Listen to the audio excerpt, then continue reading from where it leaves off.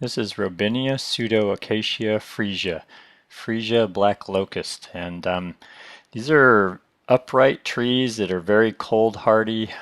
You can see here that this has kind of a lime green or chartreuse foliage. You'll see it closer in a moment, and that's what distinguishes the Frisia variety black locust from the others. Very stunning yellowish green foliage. See, here's a really nice look at one. This one's been used as a street tree, which is a good use for this tree. You can also see here how they're more vertical. They're about twice as high as they are wide, 50 feet tall, plus or minus, to 20 to 25 feet wide generally. And here's a nice look at the compound leaves, and also the nice color that I mentioned. You'll see the white flowers in a moment, and they're fragrant as well.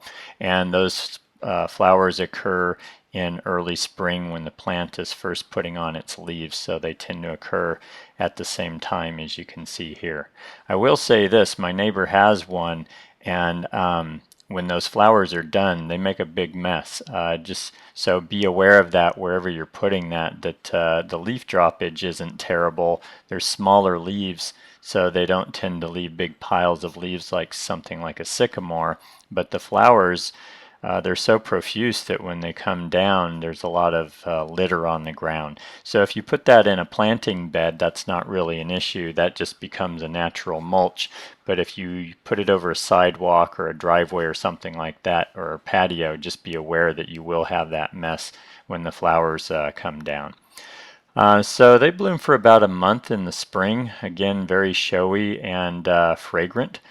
And it's a very durable tree. These things are hardy. They're native to the eastern and midwestern United States apparently, but they're hardy down to minus 50 degrees Fahrenheit, which is pretty impressive. And what I like about them as a tree is I like their vertical upright stature, and I also like how you see at the grouping that you saw earlier, and you'll see again in a minute. I like how when you prune them, you can open them up inside and they don't have a lot of density, so they have this airy feel about them, and the locust family in general is that way. I really like the purple robe Robinia for the same reason. And it can give you a nice filtered shade that other plants may be a little heavy and overbearing and dense. So that's one of my favorite reasons to use this plant, along with this beautiful foliage color you see here. So that's those are the main things to know. Also very drought tolerant. This thing will colonize naturally and can go with no water all summer long. We live in Northern California, very little humidity here, and these can go without water once they've been established. So the big knock on this tree, the family in general, is that they sucker. I had one in my front yard for a while, and it did sucker. I was finding suckers 30, 40 feet away from the trunk 3 years after the plant was planted.